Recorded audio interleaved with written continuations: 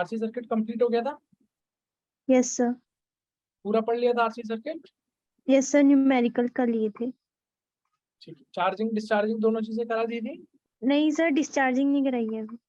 अच्छा, डिस्चार्जिंग नहीं कराई, चार्जिंग करा दी थी? Yes sir. चलो ठीक है।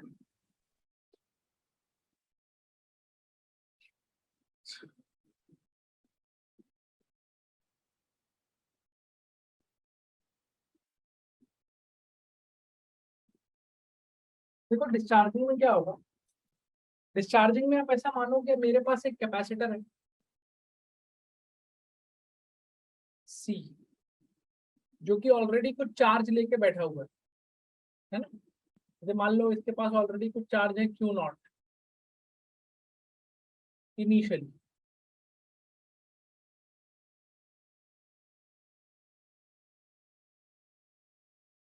इस पे चार्ज था। अब मैंने क्या किया, मैंने इस कैपेसिटर को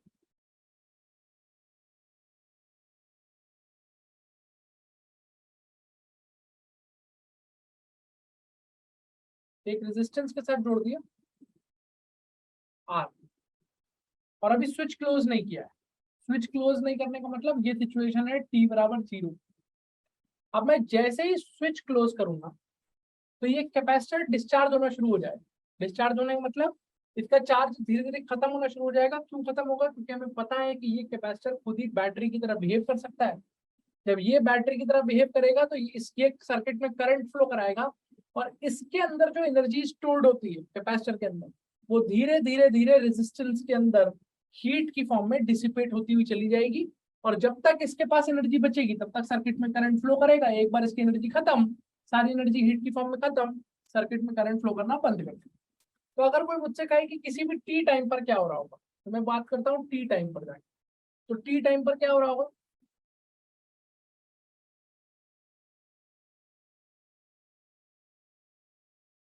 ये रेजिस्टेंस होगी, इस सर्किट में कुछ करंट फ्लो कर रही होगी आई, इस कैपेसिटर पे कुछ चार्ज बचा होगा टी टाइम पे क्यू। इस क्यू की वैल्यू हमें नहीं पता है, हमें यही निकालना है कि किसी भी टाइम टी पर इस पर चार्ज कितना होगा और किसी भी टाइम टी पर इस सर्किट में करंट कितनी है। जैसे हमने चार्जिंग में निकाला था Q as a function of time, और charge as a function of time, वो हम यहाँ पे भी निकालेंगे। फिर से क्या करेंगे, ये वाला पॉइंट पकड़ेंगे, ऐसे करके घूम जाएंगे और किरचॉफ लॉ लगा देंगे। जब आप किरचॉफ लॉ लगा दोगे तो क्या मिलेगा, क्यू बाई सी का ड्रॉप, और जो क्यू बाई सी का ड्रॉप है वो आई आर के गेन के बराबर हो जाएगा, है ना। फिर जब आप ऐसे करके घूम के आओगे तो क्यू बाई सी का ड्रॉप आई आर के गेन के बराबर हो जाएगा। तो यहाँ से मैं आई को लिख सकता हूँ क्यू बाई आर सी, और इस बार इस आई को मैं लिख सकता हूँ d q upon d t with a minus sign. Minus sign क्यों आया बेटा? क्योंकि मुझे पता है कि इस सर्किट में ये जो चार्ज है ये टाइम के साथ बढ़ नहीं रहा है, टाइम के साथ घट रहा है, इसलिए यहाँ पर एक माइनस साइन हमको लगाना पड़ेगा। अब हम क्या कर सकते हैं, अब हम लोग इसको सेपरेट कर लेते हैं, तो हमारे पास आ जाएगा d q upon q with a minus sign is equal to d t upon are c. अब आप इसे दोनों तरफ अगर इंटीग्रेट कर देंगे तो आपका काम बन जाएगा। तो टाइम शुरू में कितना था, शुरू में टाइम था 0, और शुरू में चार्ज कितना था, शुरू में चार्ज था क्यू नॉट। किसी भी जनरल टाइम टी पर चार्ज है क्यू, जो हमें फाइंड आउट करना है। तो यहाँ से अगर आप देखोगे तो एक काम कर लेते हैं हम लोग, चीजों को सिंपल करने के लिए यहाँ जो माइनस साइन है, इस माइनस को इधर लिख देता हूँ इस तरफ। तो डी क्यू अपॉन क्यू का इंटीग्रेशन हो जाएगा L N q from q not से क्यू, और इधर इंटीग्रेशन हो जाएगा माइनस का टी अपॉन आर सी। कोई दिक्कत वाली बात है? No sir. ठीक है, तो ये मेरे पास आ जाएगा L N Q Q not से Q is equal to minus का टी अपॉन आर सी। जब आप इसमें लिमिट रखोगे तो हो जाएगा L N Q minus L N Q not is equal to minus का टी अपॉन आर सी। यहाँ से मुझे मिलेगा L N of Q by Q not is equal to minus का टी अपॉन आर सी। यहाँ से मैं लिख सकता हूँ q by Q not is equal to e raise to the power minus T upon are c, और यहाँ पे मुझे Q मिल जाएगा which is Q naught E to the power minus T upon are c. इस equation से मैं किसी भी टाइम t पर चार्ज निकाल सकता हूँ। और ये इक्वेशन मुझे बता रही है चिल्ला चिल्ला के कि सर्किट में जो चार्ज है वो टाइम के साथ बढ़ नहीं रहा है, वो टाइम के साथ एक्सपोनेंशियली घट रहा है। मतलब अगर आप Q और T का ग्राफ बनाने जाएंगे तो चार्ज ऐसे करके एक्सपोनेंशियली घट रहा होगा, क्योंकि डिस्चार्जिंग सर्किट है, which will be starting Q not है और ऐसे करके घटता चलेगा। कोई भी दिक्कत यहाँ पर? No sir. अब अगर मैं आपसे कहूँ कि Q बराबर आ गया है Q नॉट e की power minus T upon R C,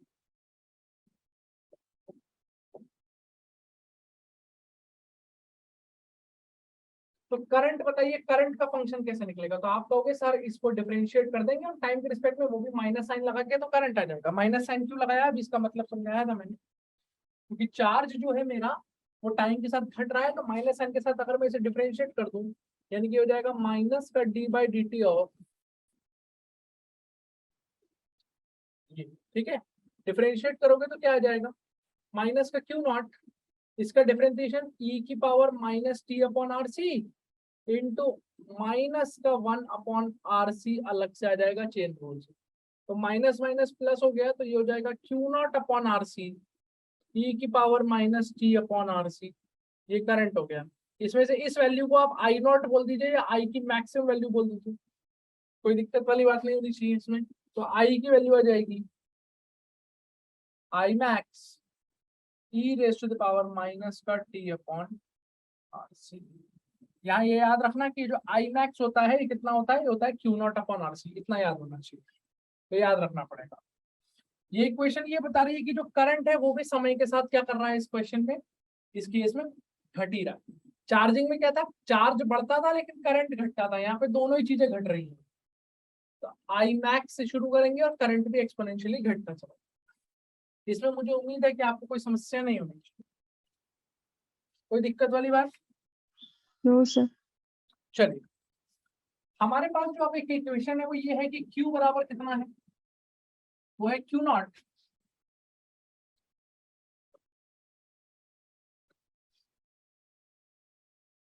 e to the power minus T upon are c, और I बराबर कितना है, I max e to the power minus T upon R C.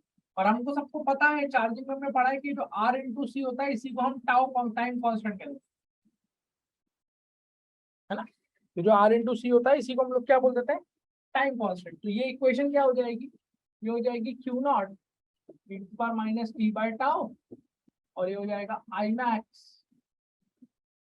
e to the power minus t by tau. I hope इसमें कोई दिक्कत नहीं। तो अगर मैं पूछूं कि एट टाइम टी बराबर टाउ क्या हो रहा होगा, तो दोनों में टी की जगह टाउ रख दो, तो क्यू कितना आ जाएगा, क्यू हो जाएगा E not Q not E to the power minus tau by tau, which is Q not E to the power minus one. E की पावर माइनस वन की वैल्यू मैंने आपको बताई थी पिछली क्लास में, 1 अपॉन ई की वैल्यू 0.37 होती है, यानी कि आ जाएगा 0.37 टाइम्स ऑफ क्यू नॉट, यानी कि 37% ऑफ मैक्सिमम चार्ज। यानी कि जो टाइम कांस्टेंट है वो टाइम है जिसमें जो चार्ज बचा है कैपेसिटर पे वो अपनी ओरिजिनल वैल्यू या इनिशियल वैल्यू का 37% बचा है। 37% बचने का मतलब क्या हो गया कि 63% चार्ज खत्म हो चुका है, 63% चार्ज डिके कर चुका है। ऐसे अगर मैं करंट की बात करूं तो करंट कितनी आएगी, करंट आएगी I max E to the power minus tau by tau, same ही चीज आ जाएगी मेरे ख्याल से, I max E to the power minus one, यानी कि ये भी हो जाएगा 0.37 times of I max, which is 37% of maximum current. तो प्लीज इस बात को याद रखिएगा, अगर ग्राफ में इस चीज को दिखाएंगे तो हमें पता है चार्ज वर्सेस टाइम का ग्राफ कितना है, वो ऐसा है।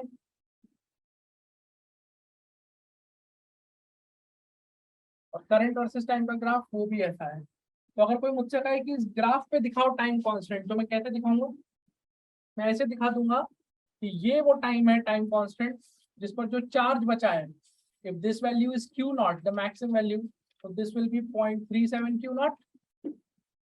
और करंट के बारे में अगर मैं कह सकता हूँ कि ये वैल्यू अगर आई मैक्स या आई नॉट है तो भी, तो टाइम कांस्टेंट वो टाइम होता है जिस पर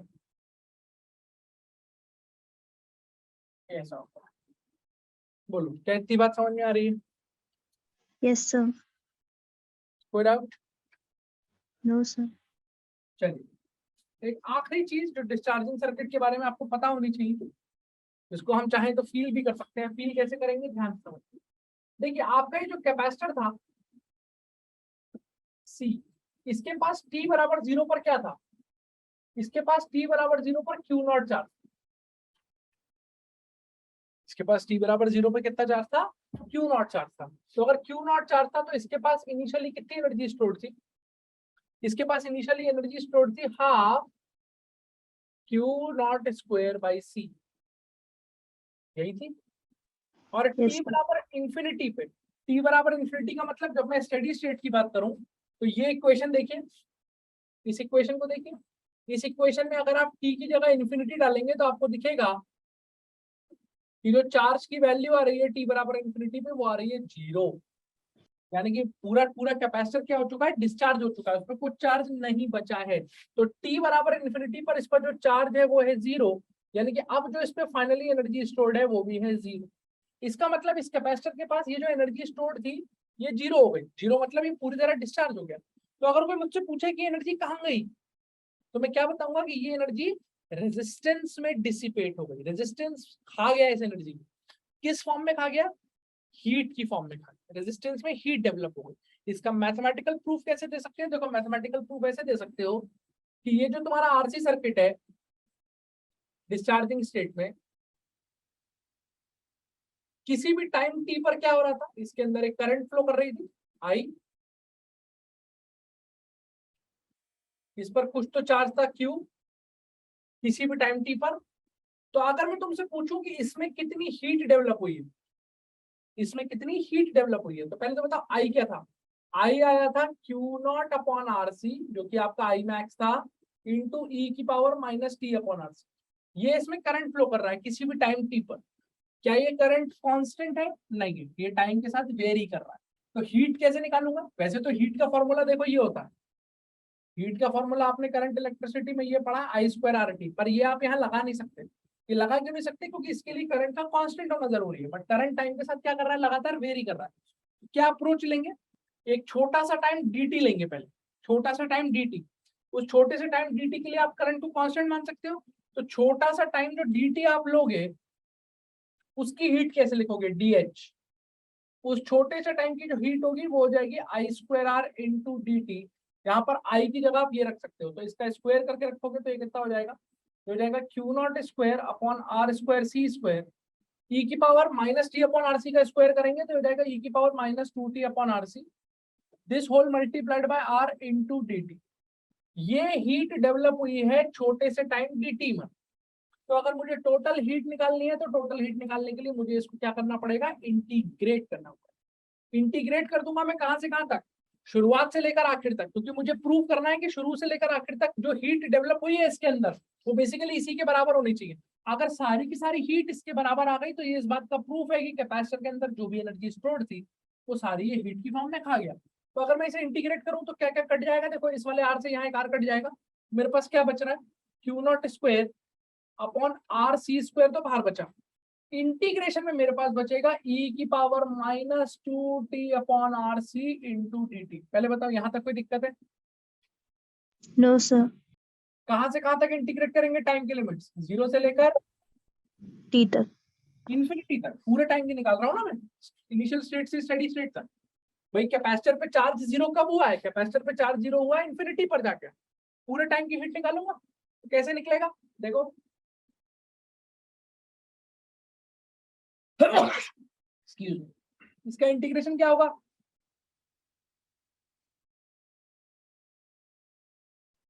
ये हो जाएगा, और जो टी का कोफिशिएंट है उससे डिवाइड करेंगे। तो आप डिवाइड बाहर किससे करेंगे? आप बाहर डिवाइड करेंगे माइनस का 2 अपॉन आरसी से। माइनस का 2 अपॉन आरसी से आप डिवाइड करेंगे तो ये आपको हीट मिलने वाली है। और टाइम की लिमिट 0 से लेकर कहां तक? इन्फिनिटी तक। तो देखो, पहली बात तो इस आर से आर कट गया, सी से सी कट गया, तो मेरे पास कितना आ गया? मेरे पास आ गया क्यू नॉट का स्क्वायर अपॉन माइनस का 2c। यहाँ लिमिट रखो, टी की जगह इन्फिनिटी रखोगे तो ये बनेगा ई की power minus infinity, minus T की जगह 0 रखोगे तो ये जाएगा ई की पावर 0। देखते जाओ, ई की पावर माइनस इन्फिनिटी हो जाएगा 0, माइनस ई की पावर 0 हो जाएगा 1। तो 0 -1 -1 और एक माइनस बाहर का माइनस माइनस मिलके हो जाएगा प्लस।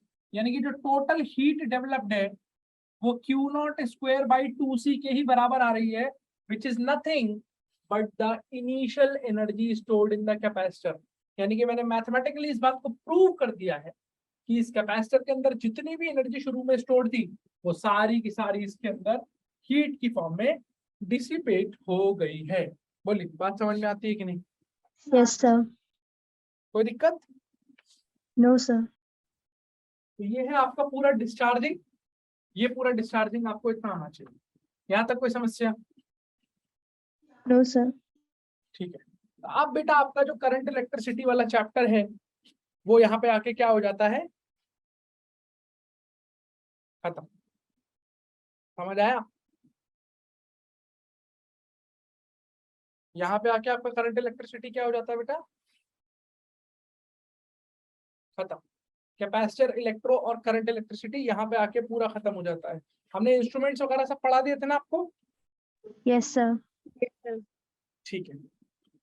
इसके बाद आज जो हम नया चैप्टर शुरू करने जा रहे हैं वो है ये।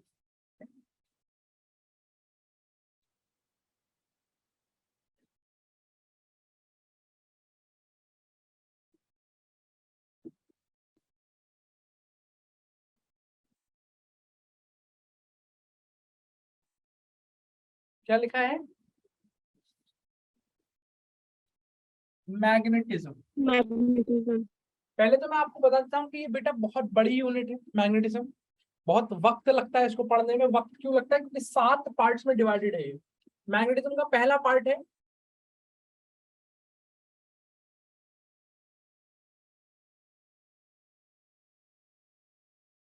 Magnetic effects of current. दूसरा पार्ट है ईएमआई। ईएमआई मतलब इलेक्ट्रोमैग्नेटिक इंडक्शन।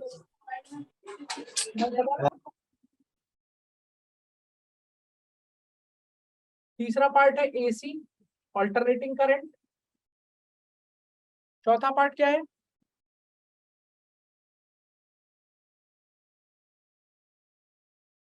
चौथा पार्ट कहलाता है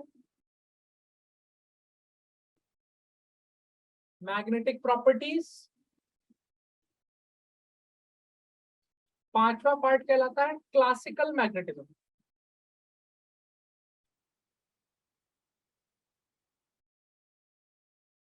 क्लासिकल मैग्नेटिज्म जिसमें बेसिकली हम अर्थ के मैग्नेटिज्म की बात करते हैं, सॉरी अर्थ के नहीं, क्लासिकल मैग्नेटिज्म में हम बार मैग्नेट के बारे में बात करते हैं।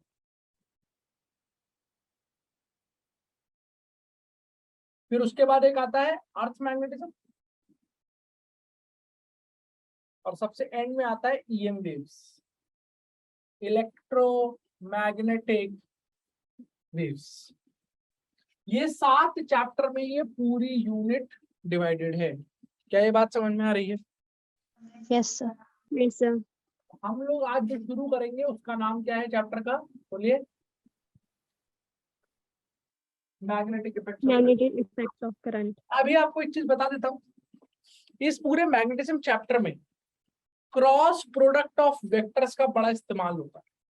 तो अगर आप में से किसी बच्चे को क्रॉस प्रोडक्ट लेना नहीं आता है, ए क्रॉस बी लेना नहीं आता है, या ए क्रॉस बी की डायरेक्शन निकालनी नहीं आती है ना, तो प्लीज उसको सीख लीजिएगा बहुत अच्छे से। क्योंकि अगर आपको ये चीज नहीं आती ना, ए क्रॉस बी कैसे निकलेगा, तो फिर आप इस पूरे चैप्टर में स्ट्रगल करेंगे। और अगर आपको क्रॉस प्रोडक्ट निकालना अच्छे से आता है तो फिर आपको कहीं कोई दिक्कत नहीं होगी। बात समझ में आई? Yes, sir. देखो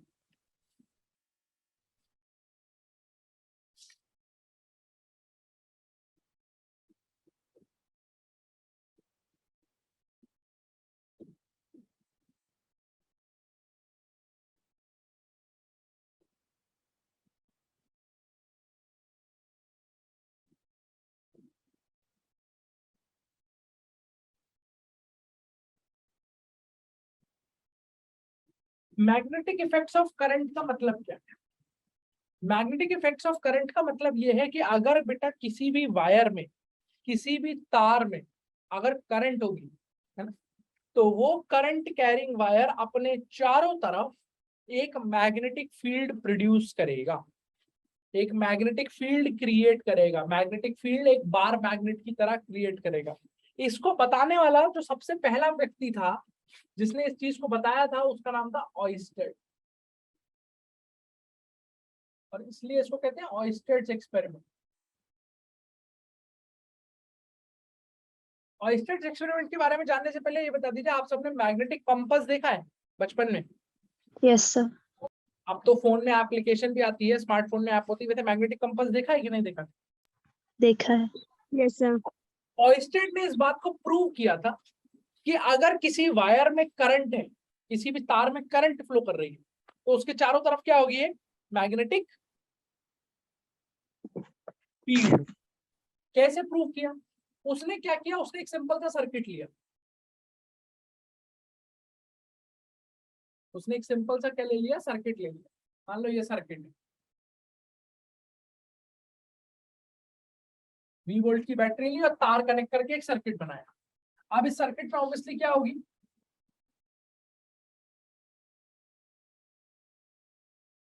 करंट होगी, राइट? अब उसने क्या किया बेटा कि ये जो तार है जिसमें करंट है, इसके ऊपर ले जाके एक मैग्नेटिक कंपास रख दिया। और आई होप आप सबको ये पता होगा कि मैग्नेटिक कंपास की जो नीडल होती है वो सिर्फ तभी डिफ्लेक्ट करती है, जैसे मान लीजिए मैं अपने हाथ में एक मैग्नेटिक कंपास ले लूं और एक बार मैग्नेट उसके आसपास लेके आऊं, तो उसकी नीडल ऐसे डिफ्लेक्ट करेगी। डिफ्लेक्ट क्यों करेगी? मैग्नेटिक फील्ड की प्रेजेंस की वजह से डिफ्लेक्ट करेगी। तो अब उन्होंने क्या किया, देखो ध्यान सुनो, मान लो यहाँ पर एक स्विच लगा हुआ है, यहाँ पर एक क्या लगा हुआ है, स्विच लगा हुआ है। अगर स्विच लगा है इसका मतलब क्या है कि सर्किट में कोई करंट नहीं है। जब कोई करंट नहीं थी तो यहाँ पर कोई डिफ्लेक्शन मिलेगा। कोई भी डिफ्लेक्शन ना होने का मतलब है कि यहाँ कोई भी मैग्नेटिक फील्ड मौजूद नहीं थी। लेकिन जैसे ही उसने ये स्विच को क्लोज किया, मतलब सर्किट में जैसे ही करंट दौड़ी, यहाँ नीडल डिफ्लेक्ट कर, यहाँ नीडल क्या कर गई, डिफ्लेक्ट कर गई। और अगर नीडल डिफ्लेक्ट करी है, इस बात का क्या मतलब है? इस बात का मतलब यही है कि यहाँ पर कोई ना कोई मैग्नेटिक फील्ड मौजूद है। बोलो इतनी बात समझ में आई कि नहीं आई? Yes, sir. Yes, sir. और उन्होंने कंक्लूड किया कि वो मैग्नेटिक फील्ड कहाँ से आई, Current is. कि ये जो करंट है, इस करंट ने क्रिएट करी magnetic field. Is that clear? Yes, sir. तो उन्होंने बोला जब ये डिफ्लेक्ट हुई तो उन्होंने बोला ड्यू टू, ये डिफ्लेक्शन किसकी वजह से हुआ है, this is due to magnetic field. Magnetic field को हम लोग बेटा बी वेक्टर से डिनोट करेंगे आज के बाद पूरे चैप्टर में। जैसे इलेक्ट्रिक फील्ड को ई वेक्टर से लिखते थे, वैसे मैग्नेटिक फील्ड को बी वेक्टर से लिखेंगे। This is due to the magnetic field produced by current carrying wire. ये जो वायर है जिसमें करंट है, इस वायर ने जो मैग्नेटिक फील्ड प्रोड्यूस करी है, उसकी वजह से इसमें क्या आया है, डिफ्लेक्शन आया है। इस मैग्नेटिक फील्ड की यूनिट क्या होती है, क्या यूनिट होती है मैग्नेटिक फील्ड की? टेस्ला, टी से डिनोट करेंगे। मैग्नेटिक फील्ड की यूनिट क्या हो गई, टेस्ला। यहां तक कोई दिक्कत? Yes, sir. No, sir.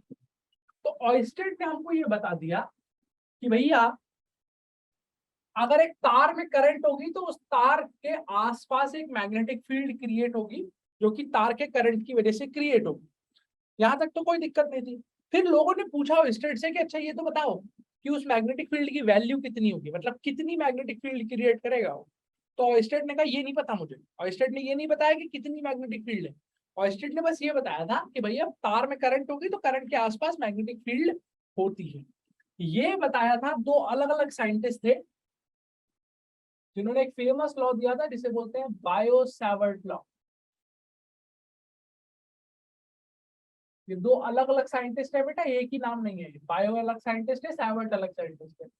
इन्होंने एक फेमस लॉ दिया था जिसको बोलते हैं बायो-सावर्ट लॉ।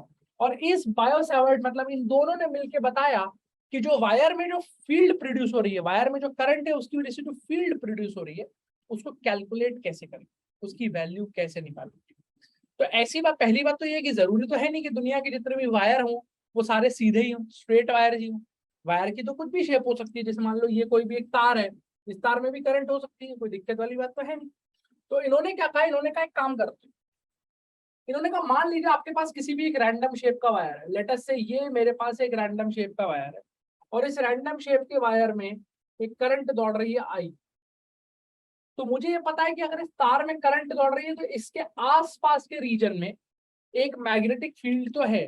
तो मान लो मैंने कोई भी एक पॉइंट चूज कर लिया कि पॉइंट पी, ये रहा पॉइंट पी, मैंने कहा यहाँ पर मुझे मैग्नेटिक फील्ड चाहिए, इस पॉइंट पी पर मुझे मैग्नेटिक फील्ड चाहिए। बायो सेवर्ट से पूछा गया कि भैया बताओ इस पूरे तार की वजह से यहाँ पर कितनी मैग्नेटिक फील्ड होगी, उन्होंने कहा हमें नहीं पता।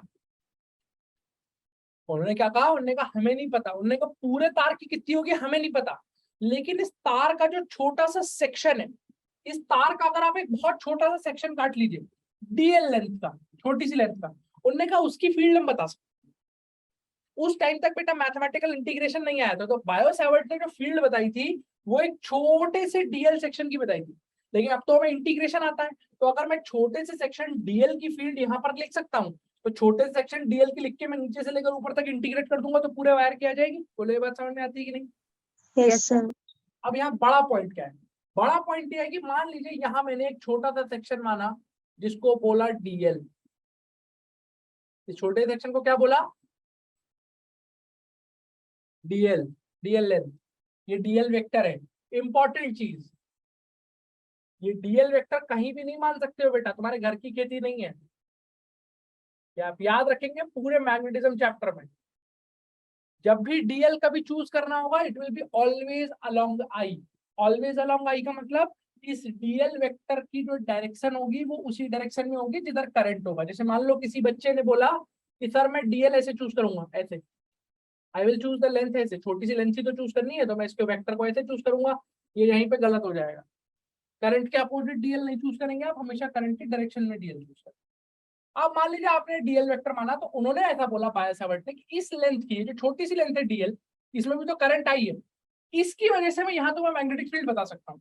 पूरे वायर की कैसे निकालनी है उसके लिए मैथ्स लगा लो, तो इसकी वजह से यहाँ फील्ड निकाल लो, नीचे से ऊपर तक इंटीग्रेट कर दो, आपको टोटल फील्ड मिल जाएगी। तो मान लीजिए आपने यहाँ डीएल माना और इस डीएल वेक्टर से जो पॉइंट आपने चूज किया है उसका जो पोजीशन वेक्टर है, काम करते हैं पॉइंट ऊपर चूज कर लेते हैं, लेट अस से this is the point P, यहाँ पे मैग्नेटिक फील्ड निकालनी, तो इस डीएल से जो पोजीशन वेक्टर है इस पॉइंट का वो आर वेक्टर है। आर वेक्टर कांस्टेंट तो नहीं होगा, इतनी अकल तो तुम्हें होनी चाहिए, आर वेक्टर वेरिएबल होगा। क्यों, क्योंकि मान लो मैंने यहाँ डीएल माना होता, अगर मैंने डीएल यहाँ चूज किया होता बेटा इस वायर पे, तो मेरा ये वेक्टर आर वेक्टर होता, इसका पोजीशन वेक्टर चेंज हो जाता। और आप देख सकते हो कि डीएल और आर के बीच का एंगल भी चेंज हो जाता, अगर यहाँ एंगल अल्फा बन रहा है तो ये एंगल कुछ बीटा बन रहा होता। क्या ये बात समझ में आ रही है कि नहीं। Yes sir. तो मैंने एक छोटा सा डीएल वेक्टर माना, उस डीएल वेक्टर से उस पॉइंट का जहां पर भी फील्ड निकालनी है उसका पोजीशन वेक्टर माना, और इनके बीच का जो एंगल है वो थीटा मान लिया। थीटा भी कांस्टेंट नहीं है, थीटा भी वेरिएबल है, अभी मैंने आपको फील दिला दिया। अगर आप डीएल यहाँ कहीं मान लेंगे यहाँ कहीं मान लेंगे तो थीटा भी चेंज हो जाएगा। तो उन्होंने बोला कि ये जो डीएल सेक्शन है इसकी वजह से जो मैग्नेटिक फील्ड होगी डीबी वेक्टर, डीबी लिखना पड़ेगा क्योंकि आप छोटे से वायर की फील्ड लिख रहे हैं, तो इसकी वजह से यहाँ पर जो मैग्नेटिक फील्ड होगी that will be mu naught upon 4 pi I times dl vector cross r vector upon r cube. यही सबसे इंपॉर्टेंट चीज है जो आपको अच्छे से आनी चाहिए। ये मैग्नेटिक फील्ड है किसकी वजह से, छोटे से सेक्शन डीएल की वजह से, पूरे वायर की फील्ड नहीं है ये छोटे सेक्शन डीएल की फील्ड है। इसमें आप ध्यान से जरा देखेंगे तो सबसे पहली चीज तो है कि सर ये म्यू नॉट अपॉन 4 पाई क्या है। तो इलेक्ट्रोस्टैट जब आपने पढ़ा था तो वहां पे आपकी मुलाकात इससे हुई थी 1/4 पाई एप्सिलॉन नॉट से, याद है आपको। Yes sir. क्या बोलते थे एप्सिलॉन नॉट को, परमिटिविटी ऑफ फ्री स्पेस, याद आया। Yes sir. तो उसी प्रकार से बेटा अब आपकी मुलाकात होने जा रही है म्यू नॉट से। जैसे एप्सिलॉन नॉट को परमिटिविटी बोलते थे, आप याद रखोगे इसको क्या बोलते हैं, परमिएबिलिटी। ऑफ फ्री स्पेस, इसको बोलते हैं परमिएबिलिटी। कॉमन सेंस से कहता है कि सर ये जो पूरा माल मसाला है ये कांस्टेंट होना चाहिए, क्योंकि म्यू नॉट कांस्टेंट है, 4 पाई भी कांस्टेंट है, तो म्यू नॉट की वैल्यू आपको याद होनी चाहिए। म्यू नॉट की वैल्यू होती है 4 पाई इंटू 10 की पावर -7। तो अगर म्यू नॉट की वैल्यू 4 पाई इंटू 10 की पावर -7 है, तो म्यू नॉट अपॉन 4 पाई की वैल्यू कितनी हो गई? 10 की पावर। माइनस। कोई दिक्कत वाली बात है? No sir. आई क्या है? आई तो करंट है भाई, आई तो करंट है। डीएल क्रॉस आर, ये इन दोनों का क्रॉस प्रोडक्ट हो गया। तो मैंने पहले ही बता दिया था क्रॉस प्रोडक्ट का बड़ा इस्तेमाल होगा। आई होप आप सबको पता है कि अगर ए क्रॉस बी हमें निकालना है तो वो होता है ए बी साइन थीटा, और उसकी डायरेक्शन निकालने के लिए ए वेक्टर पे हाथ रख के बी की तरफ घूम जाते हैं। तो जो अंगूठा की डायरेक्शन होती है वो ए क्रॉस बी का डायरेक्शन होता है। इतना पता है कि नहीं पता है? Yes sir. चलिए, तो अब इस डीबी का हम करेंगे पोस्टमार्टम। यूनिट ऑफ कोर्स क्या होने जा रही है? Tesla, right? तो बेटा ये जो डीबी है ये स्केलर क्वांटिटी की वेक्टर क्वांटिटी? वेक्टर। तो अगर ये वेक्टर है तो इसके पास दो चीजें होंगी। क्या दो चीजें होंगी बताओ? मैग्नीट्यूड और डायरेक्शन। एक तो होगा मैग्नीट्यूड, और एक क्या होना चाहिए इसके पास? डायरेक्शन। तो पहले बात करते हैं कि इसका मैग्नीट्यूड कैसे निकलेगा। तो देखो मैग्नीट्यूड निकालना कितना सिंपल है। डीबी के कितना मैग्नीट्यूड आ रहा है? देखिए, dB is equal to mu naught upon 4 pi I dl cross r. कितना हो जाएगा? डीएल क्रॉस आर हो जाएगा dl into r into sine theta, क्योंकि डीएल और आर वेक्टर के बीच का एंगल थीटा है। नीचे आर क्यूब लिखा हुआ है तो ये आर क्यूब है। इस आर से आर क्यूब नीचे काट दोगे तो मेरे ख्याल से इतना तुमको समझ में आना चाहिए कि नीचे तुम्हारे पास इवेंचुअली क्या बचेगा, बोलो?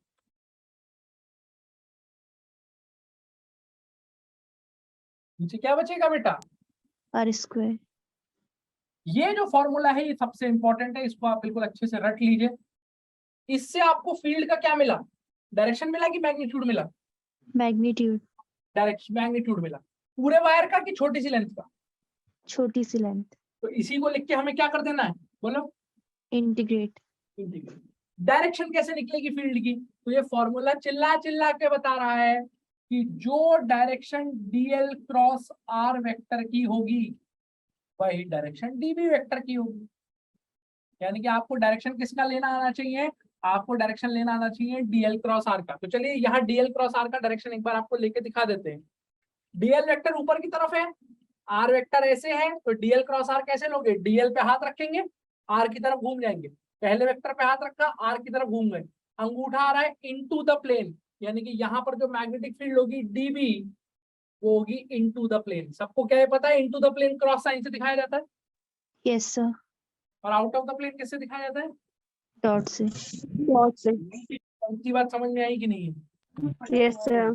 तो हमने कुल मिला के क्या सीखा? हमने कुल मिला के ये सीखा कि ये जो मेरे पास फॉर्मूला है इससे मैं मैग्नेटिक फील्ड कैलकुलेट कर सकता हूँ छोटी सी लेंथ डीएल की, और फिर पूरे वायर की मैग्नेटिक फील्ड अगर मुझे कभी भी निकालनी होगी तो मैं उसे लिख के क्या करूंगा? पूरे वायर के लिए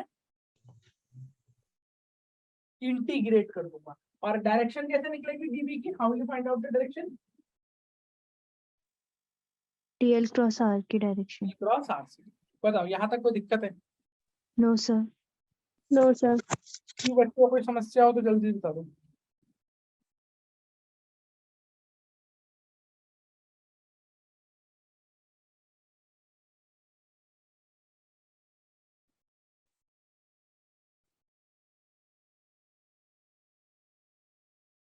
बोलो भाई, क्लियर है इतना कि नहीं? Yes sir. चलो इधर देखो, एक काम करो, ये वाला फॉर्मूला याद करो पहले फटाफट से, जल्दी से याद करो।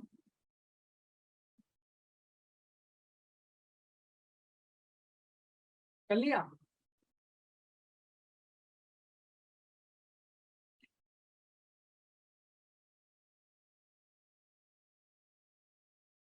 कर लिया?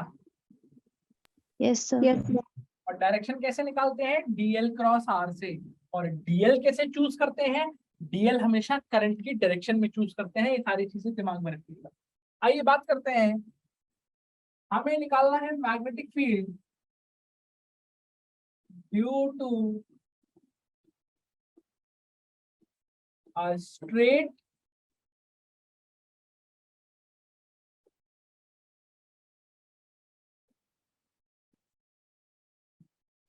Current carrying wire. हेडिंग पढ़ लीजिए। आपको मैग्नेटिक फील्ड निकालनी है एक ऐसे वायर की वजह से जो स्ट्रेट है, स्ट्रेट मतलब किसी भी आड़ी तिरछी शेप का नहीं है, सीधा वायर है, और उसकी वजह से मैग्नेटिक फील्ड निकालेंगे। फॉर एग्जांपल सपोज मेरे पास ये एक वायर है, ठीक है, इस वायर में कुछ तो करंट है, लेट अस से करंट है आई, स्ट्रेट वायर है सीधा। मैंने कहा मुझे एक पॉइंट दे दिया मैंने तुम्हें पी, ये लो पॉइंट पी, और यहाँ पर मुझे मैग्नेटिक फील्ड निकाल के दिखाओ इस पूरे वायर की वजह से। और तुमको क्या दे दिया कि जो भी तुमने पॉइंट पी लिया है वहां से वायर का परपेंडिकुलर डिस्टेंस कितना है, आर है, या आर की जगह डी मान लो, वहां से वायर की परपेंडिकुलर डिस्टेंस कितनी है, डी है। ऑल्सो जो भी पी पॉइंट हमें दिया गया है उस पी पॉइंट को अगर मैं वायर के दोनों एंड से जोड़ूं, मान लो इससे जोड़ूं, तो इधर जो एंगल बन रहा है दैट इज θ1, और इधर जो एंगल बन रहा है दैट इज θ2। ये दोनों एंगल बराबर हो ऐसा कोई जरूरी नहीं, इतना आपको दे रखा है और आपसे कहा है कि इस वायर की वजह से यहाँ पर मैग्नेटिक फील्ड निकाल के दिखाइए कितनी होगी और किधर होगी वो भी बता। हमारी अप्रोच क्या होगी, हमारी अप्रोच यही होगी कि सबसे पहले हम एक छोटी सी लेंथ डीएल लेंगे, उसकी मैग्नेटिक फील्ड निकालेंगे फॉर्मूले से, और फिर उसको लिख के इंटीग्रेट करेंगे। बोलिए बात समझ में आ रही है? Yes, sir. यहाँ पर सबसे इंपॉर्टेंट चीज जो समझना है वो ये है कि ये वाली जो लाइन है बेटा, ये जो परपेंडिकुलर लाइन है, प्लीज इसको याद रखिएगा, ये आपकी रेफरेंस लाइन। इसी परपेंडिकुलर लाइन को आप क्या लेंगे, रेफरेंस लाइन। तो बताओ क्या मैं ऐसे डीएल चूज कर सकता हूँ, इज दिस करेक्ट और इनकरेक्ट?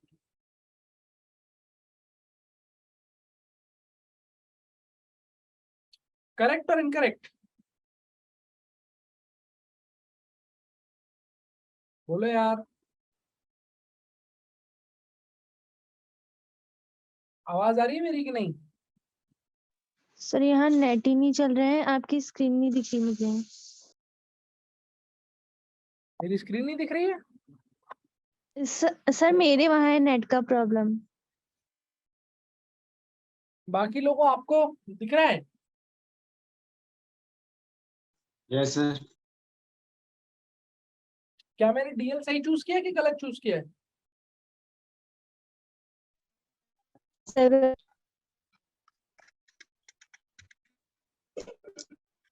बताओ भाई, गलत है, गलत क्यों है? आई की डायरेक्शन में नहीं है। करंट ऊपर है तो डीएल नीचे नहीं चूज करेंगे, आई की डायरेक्शन में चूज करना होता है डीएल। तो क्या कर रहा हूं मैं, ध्यान सुनो, मैं कुछ नहीं कर रहा हूं, देखो मैंने क्या किया, मैंने कहा रेफरेंस लाइन से,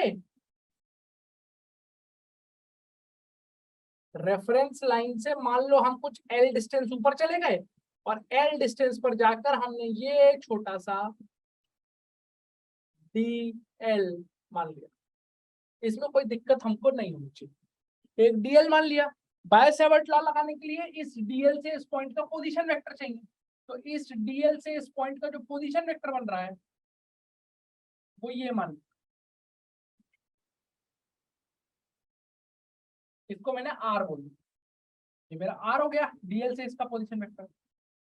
ये एंगल जो बन रहा है इस एंगल को मैंने अल्फा बोल दिया, क्या बोल दिया, अल्फा बोल। अल्फा भी वेरिएबल है, आई होप आप सबको दिख रहा होगा अल्फा, क्योंकि अगर आप डीएल को थोड़ा सा ऊपर मानेंगे नीचे मानेंगे तो अल्फा उस हिसाब से चेंज होता चला जाएगा, आर भी उस हिसाब से चेंज होता जाएगा। यानी कि एल भी वेरिएबल है, आर भी वेरिएबल है, अल्फा भी वेरिएबल है, सब वेरिएबल है। आप बताते हैं डीबी कैसे लिखेंगे साहब?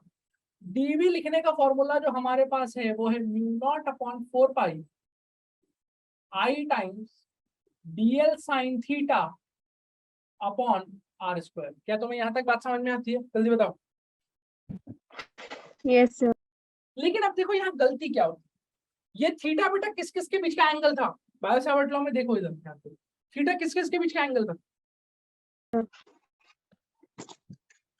थीटा किस किस के बीच का एंगल था, डीएल और पोजीशन वेक्टर।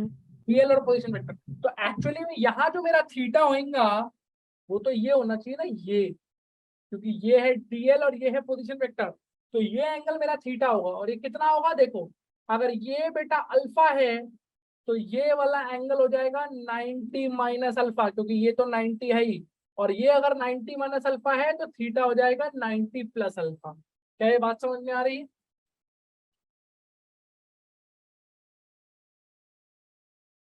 बोलो भाई, कोई दिक्कत है क्या इसमें? बताओ बच्चों।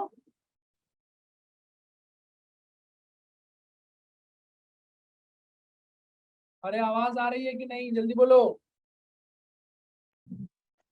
Yes, sir. Yes, sir. कोई दिक्कत है क्या No, sir. किसी भी प्राणी को? आगे बढ़ सकता हूँ? Yes, sir. चलो, sine 90 plus alpha cos alpha,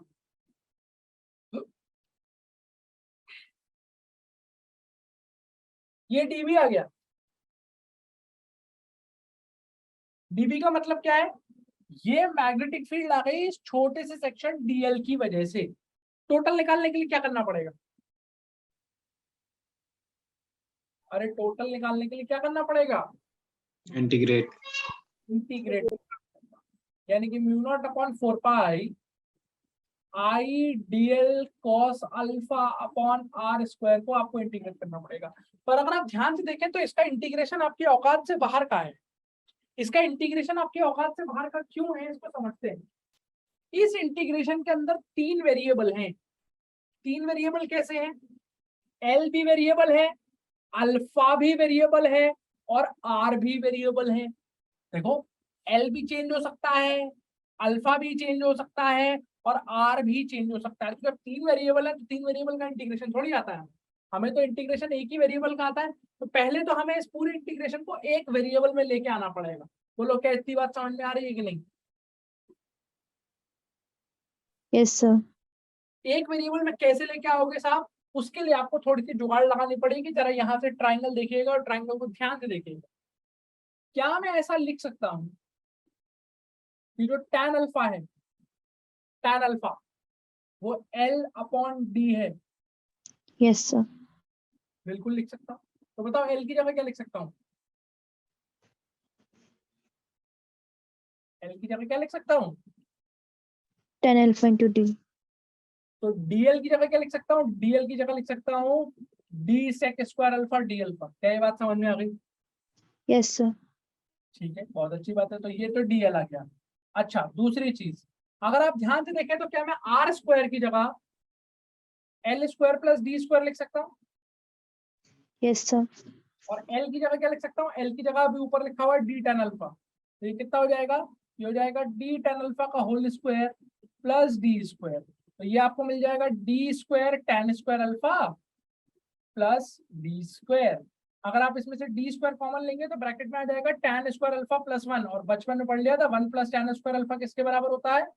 सेक स्क्वायर अल्फा। तो ये आर स्क्वायर की वैल्यू आ गई। बोलिए, क्या इतनी बात समझ में आ गई? Yes sir.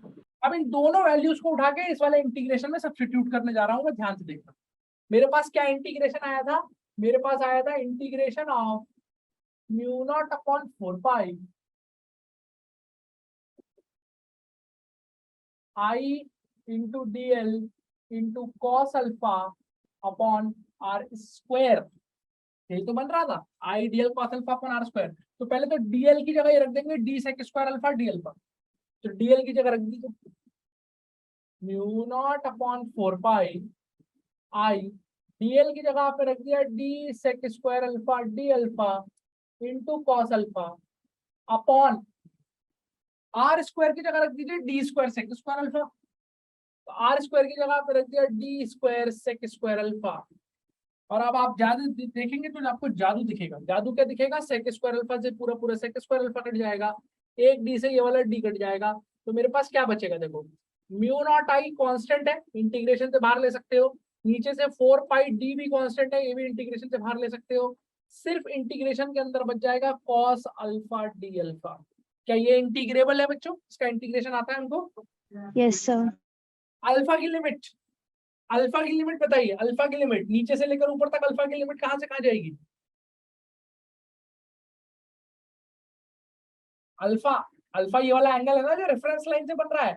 तो नीचे की तरफ क्या एंगल बन रहा है? नीचे की तरफ एंगल बन रहा है θ1 और ऊपर की तरफ क्या एंगल बन रहा है? θ2। लेकिन यहाँ लिमिट लगाते टाइम इस बात का बहुत ध्यान रखा जाएगा कि लिमिट होगी माइनस θ1 से प्लस θ2। माइनस से प्लस क्यों? क्योंकि एक एंगल रेफरेंस लाइन के नीचे है, एक एंगल रेफरेंस लाइन के ऊपर है। तो इसको आप इंटीग्रेट जब कर दीजिएगा तो आपके पास आ जाएगा mu not I upon 4 pi D. Cos alpha का इंटीग्रेशन होता है साइन अल्फा,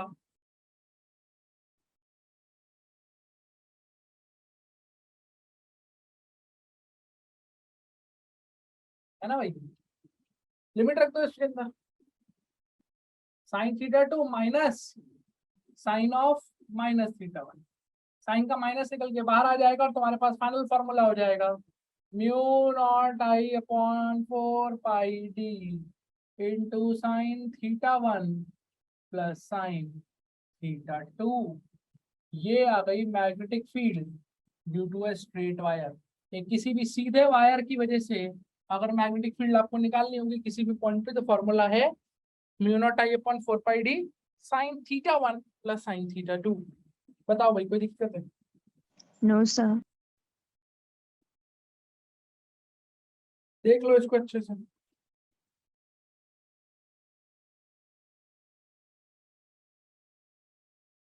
सर इसकी डायरेक्शन अभी भी इनटू द सरफेस ही होगी ना? Direction, yes sir. डायरेक्शन की बात अभी करेंगे। ये जो मैंने निकाला ये डायरेक्शन है कि मैग्नीट्यूड है? मैग्नीट्यूड। बहुत अच्छी बात है। अब हम लोगों को बात करनी पड़ेगी किसके बारे में? बोलिए किसके बारे में? किसके बारे में? डायरेक्शन। तो डायरेक्शन का अपने को क्या तरीका सिखाया गया भैया? डायरेक्शन का तरीका अपने को सिखाया गया डीएल क्रॉस आर निकाल दो। मतलब डीएल पे राइट हैंड रखो और आर की तरफ घूम जाओ। तो आओ डीएल क्रॉस आर देखते हैं। यहाँ देखो डीएल किधर है? डीएल है ऊपर, आर किधर है? आर ऐसे है, मतलब डीएल वेक्टर ऊपर है। यहाँ पे देखना डीएल वेक्टर ये रहा और आर वेक्टर ये रहा, तो था। तो रखो डीएल पे हाथ और आर की तरफ घूमो। डीएल पे हाथ रख के आर की तरफ घूमोगे, ये डीएल है ये आर है, राइट हैंड से ऐसे करके घूमोगे, ऐसे करके घूमोगे तो अंगूठा किधर आ रहा है बच्चों? किधर आ रहा है अंगूठा? अंदर की ओर। अंदर की ओर। तो अगर मैं डीएल क्रॉस आर से निकालूं, डीएल क्रॉस आर से निकालूं तो डायरेक्शन आ रही है इनटू द प्लेन। क्या यहाँ तक कोई दिक्कत है? No sir. लेकिन एक दूसरी अप्रोच भी है जो अगर आप चाहें तो सीख सकते हैं, वो आपके लिए काफी आसान पड़ेगी। ध्यान से सुनिए। या तो डीएल क्रॉस आर से जा सकते हैं, वरना दूसरी अप्रोच क्या है? दूसरी अप्रोच देखिए क्या है, ध्यान सुनिएगा। मैं जो दिखा रहा हूं उसको देखिए। अपना अपना राइट हैंड बाहर निकाल लीजिए, दाहिना हाथ बाहर निकाल लीजिए सब लोग अपना अपना।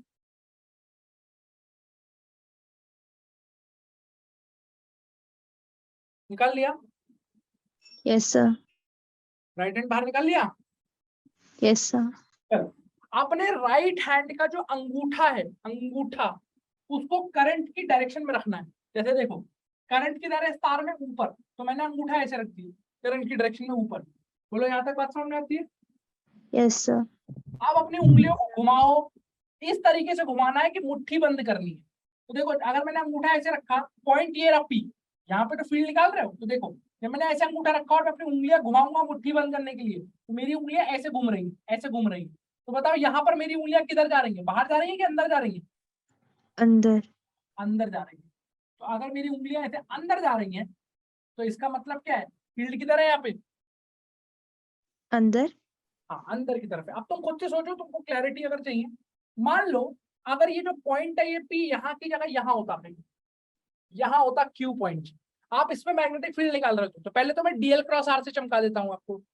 डीएल तो आपका यही रहता, लेकिन अब आपको जो आर वेक्टर है वो ऐसा हो जाता। Now this would have been your r vector. तो डीएल क्रॉस आर से क्या होता? डीएल ऊपर है आर इधर है, तो डीएल क्रॉस आर, डीएल पे हाथ रख के आर की तरफ अगर अब मैं घूमूंगा तो अब मेरा अंगूठा किधर आ रहा है बेटा? बोलो बाहर आ रहा है। बाहर की ओर। आते हो इतनी बात? कोई दिक्कत है यहाँ तक? लेकिन दूसरे वाले तरीके से देखो कैसे फील करेंगे, ध्यान सुनना। मैंने अंगूठा रखा वायर पे रख दिया, अब पॉइंट ये नहीं है, पॉइंट ये है, पॉइंट क्यू है, और मुझे पूरी मुट्ठी बंद करनी है। तो सारे बच्चे ध्यान से मेरे हाथ को देखिएगा, यहाँ पर मेरा हाथ किधर जा रहा है? वो यहाँ पर मेरा हाथ किधर जा रहा है? बोलो पी पर किधर जा अंदर रहा को। है? अंदर। लेकिन बेटा जब मैं पूरी मुट्ठी बंद करके ऐसे करके पूरी मुट्ठी बंद करके क्यू पॉइंट पर पहुंचूंगा, तो क्यू पर मेरा हाथ अंदर जा रहा होगा कि बाहर निकल के आ रहा होगा? सोच के बता। बाहर। बाहर की। डायरेक्शन बाहर हो जाएगी। क्या ये बात समझ में आएगी नहीं? Yes sir. Yes, sir. तो जो दूसरी अप्रोच आप यूज कर सकते हैं इसको बोलते हैं right hand thumb rule. Right, please इसको राइट हैंड से ही करिएगा, लेफ्ट हैंड से करेंगे तो उल्टे रिजल्ट्स मिलेंगे। Right hand thumb rule, right hand thumb rule में क्या करते हैं हम लोग, जो अपना अंगूठा होता है उसको तो रख देते हैं करंट की डायरेक्शन पे, अंगूठे को रख देते हैं करंट की डायरेक्शन पे, और जो आपकी फिंगर्स का कर्ल होता है, कर्ल का मतलब जो फिंगर्स का रोटेशन होता है, ये जो फिंगर्स का घुमाव होता है, वो आपको मैग्नेटिक फील्ड की डायरेक्शन दे देगा। क्या ये बात समझ में आ गई? बोलिए, कोई समस्या? जल्दी बताओ भैया। No, sir. No, sir. ठीक है, चलो इधर देखो।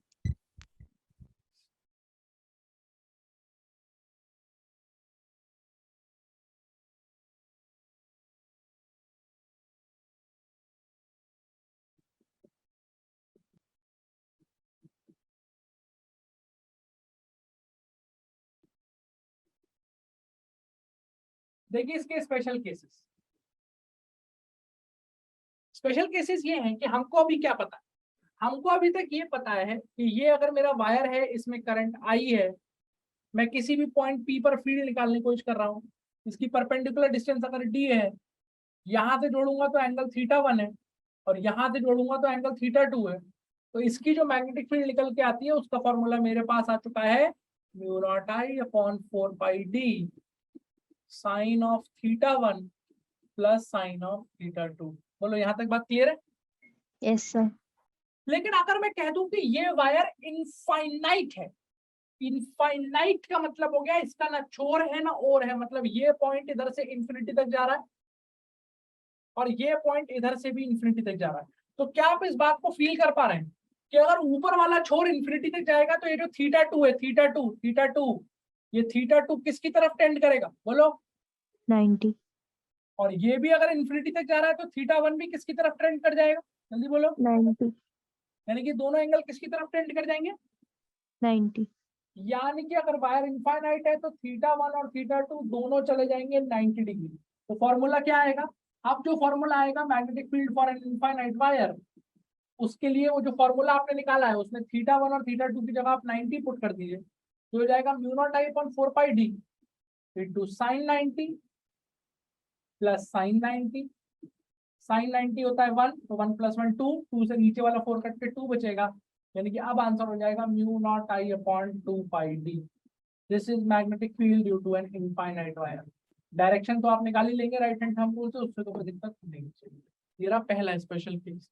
क्या ये बात समझ में आ गई? Yes sir. ठीक है, दूसरा स्पेशल केस देखिए। दूसरे स्पेशल केस को बोलते हैं semi infinite wire.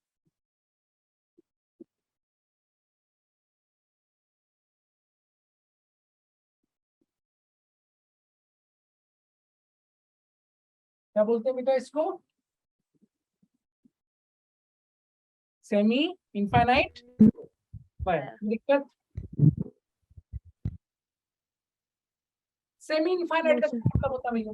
Semi infinite का मतलब ये होता है कि ये मान लो मेरा वायर है, इसमें करंट चल रही कितनी आई, तो जिस पॉइंट पर मैं फील्ड निकाल रहा हूं, मान लो मैं पी पर फील्ड निकाल रहा हूं, ये पॉइंट वायर के एक एंड के ठीक सामने है, डी, यानी कि जिस पॉइंट पर मैं फील्ड निकाल रहा हूं वो पॉइंट वायर के एक एंड के ठीक सामने, और दूसरी तरफ से वायर इंफिनिटी जा रहा है, दूसरी तरफ से वायर किधर जा रहा है? इंफिनिटी। मतलब ये जो पॉइंट है ये वायर के एक एंड के ठीक सामने और दूसरी तरफ से वायर इंफिनिटी जा रहा है। तो अब आपको दिख रहा होगा इस पी पॉइंट का इधर से जो एंगल बन रहा है θ1, वो तो हो लिया 0 डिग्री, और जो ऊपर साइड से बन रहा होगा, अगर ऊपर वाली साइड आपकी इंफिनिटी जा रही है तो ये θ2 कितना टेंड कर जाएगा? बोल के बताइए सोच के। 90। 90 डिग्री। तो θ1 की जगह 0 डाल देंगे, θ2 की जगह 90 डाल देंगे, तो क्या आएगा? सेमी इनफाइनाइट वायर की फील्ड, सेमी इनफाइनाइट वायर की फील्ड आ जाएगी, सेमी इनफाइनाइट वायर की फील्ड कितनी आ जाएगी? μ0I/4πd into sine of 0 degree plus sine of 90 degree. Sine 0 0 होता है, साइन 90 1 होता है, तो 0 + 1 1 हो जाता है। अब आंसर आ जाएगा μ0I/4πd। बोलो भैया, क्या इतनी बात समझ में आ गई? Yes sir. डायरेक्शन निकालने का तो वही फंडा है, राइट हैंड थंब रूल, वो तो हर जगह काम करेगा ही। और राइट हैंड थंब रूल ना लगे तो डीएल क्रॉस आर तो तुम्हें आता ही आता है, तो तुम कर ही सकते। बोलो कोई समस्या? No sir. तीसरा स्पेशल केस, अपने आप सोच के बताओ आंसर। कि मान लो मैंने तुमसे कहा कि ये वायर है, इस वायर में करंट है आई, और मैं एक ऐसे पॉइंट पर आपसे फील्ड पूछ रहा हूं, मैं एक ऐसे पॉइंट पर आपसे फील्ड पूछ रहा हूं जो इस वायर की लाइन पर ही कहीं लाई कर रहा है। फॉर एग्जाम्पल, मान लीजिए ये आपका वायर है इतना, अब मैंने कहा यहाँ एक पॉइंट है पी, जो कि मुझे ये पता है कि अगर ये वायर को मैं एक्सटेंड करके देखूं, एक्सटेंड मतलब अगर इस वायर को मैं बढ़ा के देखता तो ये पॉइंट इस वायर की लाइन पे होता, मतलब वायर की लाइन पे पॉइंट लाई कर रहा है। क्या आप मुझे बता सकते हैं कि what will be the magnetic field at point P? 0 0। क्यों 0? सर, क्योंकि D 0 हो जाएगा ना यहाँ पे। तो बेटा डी 0 हो जाएगा तो डी तो यहाँ नीचे आ रहा है डिनोमिनेटर में, तो अगर डी 0 हो जाएगा तो फील्ड इन्फिनिटी आनी चाहिए। अगर डिनोमिनेटर में 0 आ रहा है तो फील्ड इन्फिनिटी आनी चाहिए। सर थीटा एंगल 0 होगा। और कुछ कहना चाहते हैं आप?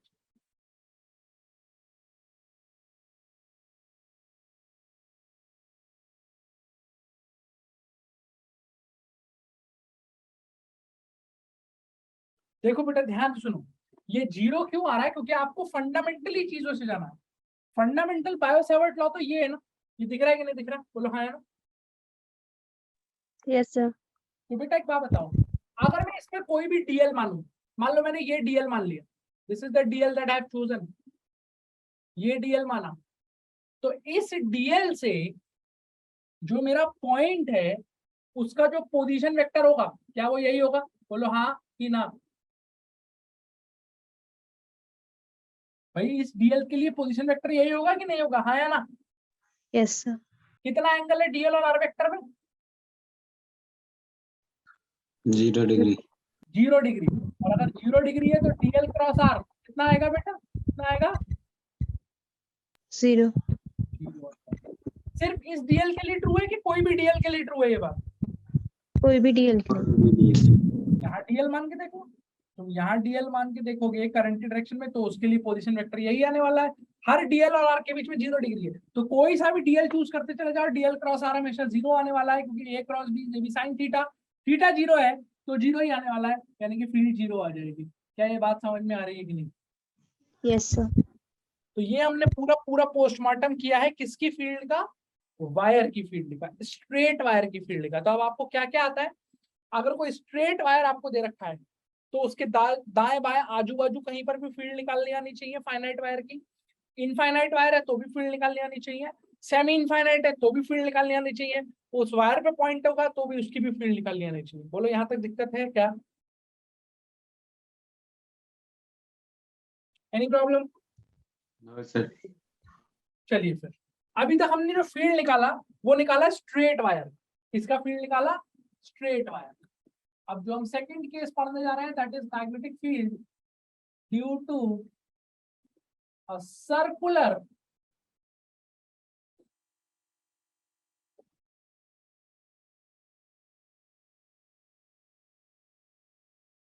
current carrying wire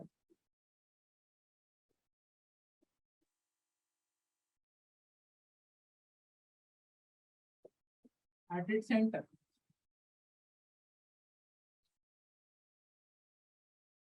पढ़िए क्या लिखा हुआ? Magnetic field due to a circular current carrying wire at its center. पहली बात, अब तक वायर हमने सीधा लिया था, अब जो हमारा वायर है उसकी शेप क्या है?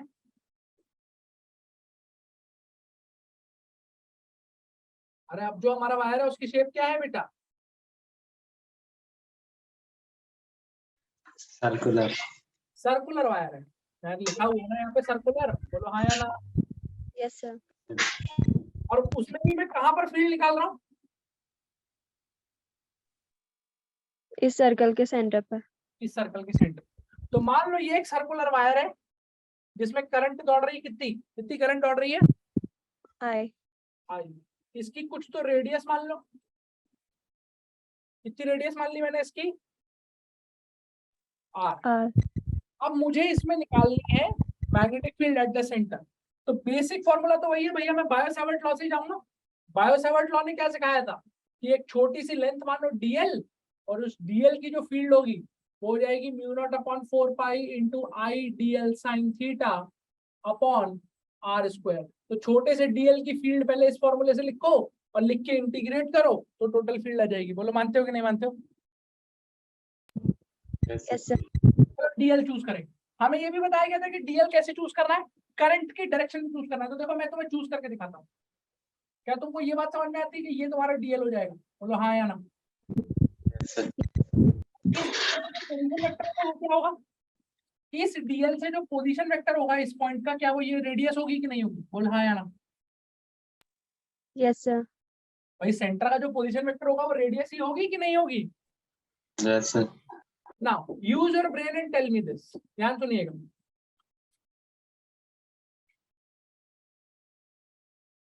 ये तुम्हारा डीएल वेक्टर है, तो क्या आपको ये बात समझ में आती है कि जो डीएल होगा इसकी डायरेक्शन टेंजेंशियल होगी? बोलो यस और नो। Yes, sir. और ये जो सेंटर पॉइंट है ओ, इस डीएल से अगर आप इसका पोजीशन वेक्टर लेंगे तो बेसिकली इस सर्कल की जो रेडियस है आर, वही इसका पोजीशन वेक्टर हो जाएगा। बोलो क्या ये बात समझ में आ रही है? Yes, sir. और हमको ये भी पता है कि सर्कल की जो रेडियस होती है वो टेंजेंट के परपेंडिकुलर होती है, यानी कि ये जो एंगल है डीएल और आर वेक्टर में ये कितना होने वाला है? 90 degree. इस डीएल के लिए ऐसा ट्रू है कि हर डीएल के लिए ऐसा ट्रू है? सोच के बताओ। हर डीएल हर- के क्योंकि अगर बेटा मैं यहाँ डीएल मान लूं ऐसे करके, यहाँ टेंजेंशियली डीएल मान लूं, तो जो पोजीशन वेक्टर होगा वो यहाँ से रेडियस होगी और वो भी आर के बराबर होगी और ये एंगल 90 ही होगा। क्या ये बात समझ में आई कि नहीं? Yes, sir. Yes, sir. तो रख दो इस फॉर्मूले में उठा के, देखो क्या आता है। Mu naught upon 4 pi I dl sine 90 upon are square. तो आर की जगह आर ही आ जाएगी, सर्कल की रेडियस ही आ जाने वाली है। तो ये कितना हो जाने वाला है? ये हो जाने वाला है mu not I upon 4 pi r square sine 91 हो गया इंटू डीएल। ये आपका डीबी आ गया। कोई दिक्कत वाली बात? Yes, sir. दिक्कत है इसमें? टोटल फील्ड निकालने के लिए क्या करेंगे बच्चों? इसको इंटीग्रेट। Great. समझ में आता है? ये पूरा माल मसाला कांस्टेंट है, Yes, sir. सिर्फ किसका इंटीग्रेशन बचेगा? डीएल। सोच के बताओ, अगर ये सारे डीएल में जोड़ दूं, ये डीएल ये DL DL DL DL DL DL DL DL DL सारे डीएल जोड़ दूंगा, सब इंटीग्रेट कर दूंगा, तो टोटल सर्कमफेरेंस आ जाएगी कि नहीं आ जाएगी? Yes, sir. सर्कमफेरेंस सर्कल की 2 पाई आर। हो जाएगा 2 पाई आर। पाई से पाई उड़ा दीजिए, आर से आर उड़ा दीजिए, 2 से उड़ा के 2 बचेगा। मैग्नेटिक फील्ड का फॉर्मूला आ जाएगा mu not I upon 2 r. याद होना चाहिए, सिंपल सा फॉर्मूला होता है। अगर एक सर्कुलर वायर है जिसमें करंट आई दौड़ रही है तो उसकी मैग्नेटिक फील्ड जो होती है सेंटर पे, उसका फॉर्मूला होता है mu not I upon 2 r. याद रखना इस फॉर्मूले में पाई नहीं आता है। पहले बताओ क्या इतनी बात समझ पा रहे हो कि नहीं समझ पा रहे हो? Yes sir. आप सुनो, एक चीज और बची जो कि बड़ी इंपॉर्टेंट हो जाती है साहब, जो आपको यहाँ पे क्लियर होनी चाहिए। क्या निकालना आना चाहिए? बोलिए। डायरेक्शन। डायरेक्शन निकालने का एक तरीका तो क्या है हमारे पास, जो स्टैंडर्ड तरीका है? जल्दी बताओ। Dl cross r. Dl cross r. तो सारे बच्चे मेरे साथ देखना, डीएल है टेंजेंशियल, आर है ऐसे नीचे की तरफ, तो डीएल क्रॉस आर। देखो डीएल पे हाथ रखा आर की तरफ घूम गए, डीएल पे हाथ रखा आर की तरफ घूम गए, डीएल पे हाथ रखा आर की तरफ घूम गए। अंगूठा किधर आ रहा है बेटा? अंदर की ओर। अंदर की ओर। ये आपका डीएल क्रॉस आर यानी कि अंदर की तरफ मैग्नेटिक फील्ड है। क्या आपको ये बात समझ में आई कि नहीं है? Yes, sir. आप सुनिए, इसके लिए भी एक ऑल्टरनेट अप्रोच होती है जो अगर आपने पकड़ ली तो आपका काम बन जाएगा। चलिए थोड़ा वायर की तरफ लेके चलता हूँ। पता बेटा वायर में क्या ऑल्टरनेट अप्रोच सिखाई थी? यहाँ याद करो, इसको पढ़ो ध्यान से, शायद कुछ याद आएगा। क्या सिखाया था? अंगूठा कहाँ रखते हैं?